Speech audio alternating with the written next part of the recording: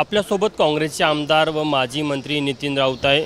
भाऊ, तुमचे नेते राहुल गांधी एक दिवसाच्या महाराष्ट्र दौऱ्यावर येत आहे उद्याला, कशा प्रकारे हा दौरा असणार आहे? खरं पाहिलं तर महाराष्ट्राच्या दृष्टिकोनातून हा दौरा अत्यंत महत्त्वाचा आहे। एक तर नांदेडमधले आमचे खासदार वसंतराव चव्हाण यांचं निधन झालं, त्यानिमित्तानं त्या ठिकाणी सांत्वना भेट द्यायला ते येत आहेत।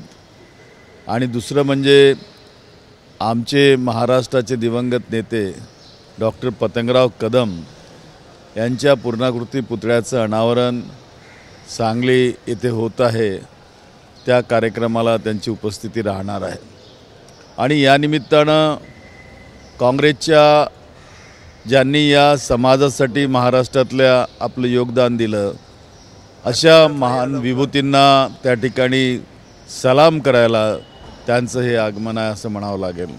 मला वाटतं की आजच्या या राजकीय परिस्थितीमध्ये जे नातं असतं, रक्ताच्या नात्यापेक्षा विचारांचं नातं, कार्यकर्त्यांशी असलेला जिव्हाळा हा अत्यंत महत्त्वाचा आहे।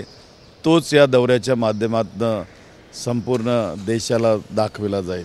निवडणुकीच्या तोंडावर ते येत आहे, तर कुठेतरी काही पक्षप्रवेश होण्याची शक्यता वर्तवली जात आहे।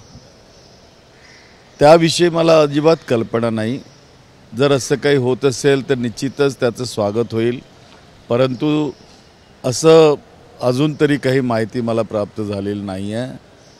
पक्षाचा निर्णय जो असतो, पक्षप्रवेश असो किंवा पक्ष बांधणी असो, त्या पक्षाच्या कार्यकारिणीच्या बैठकीत किंवा त्याचे विद्यमान अध्यक्ष जे प्रदेशचे आमचे आहेत नाना पटोले साहेब, हे ठरवतात, त्यावर त्यांचंच भाष्य योग्य ठरेल। एक थोडी निवडणुकीला घेऊन रणनीतीवर एक चर्चा होऊ शकते।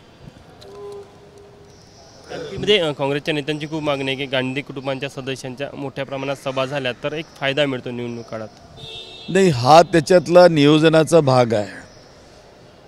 निवडणुकीच्या संबंधाने चर्चा होणं, दौरे असणं हा नियोजनाचा भाग आहे। प्रदेश काँग्रेस कमिटी त्यावर पुढाकार घेत असते आणि आमच्या केंद्रीय नेतृत्वाला तशी विनंती करत असते आणि त्या माध्यमातून हे दौरे ठरवले जातात।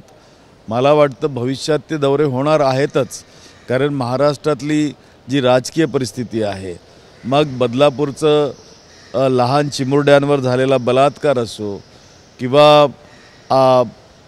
आपल्या रायगडला ज्या पद्धतीनं शिवाजी महाराजांचा पुतळा त्या ठिकाणी पडला किंवा पाडण्यात आला आणि केवळ अवघ्या काही महिन्यातच ते प्रकरण असो, असे अनेक विषय जे भारतीय जनता पक्षामध्ये सरकारमध्ये त्यांचा जो भ्रष्टाचार वाढत चालला आहे, त्या भ्रष्टाचाराचे मुद्दे असोत किंवा ज्या पद्धतीचा त्या या ठिकाणी लोकांवर द्वेषाचं राजकारण करत असताना त्यांना धमक्या देणं की मी तुम्हाला पाहून घेईल, मी तुम्हाला बघून घेईल, हे सगळे विषय आहेत आणि या विषयांवर चर्चा होणं अत्यंत आवश्यक आहे।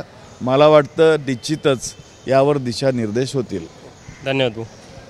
तर होते नितीन राऊत।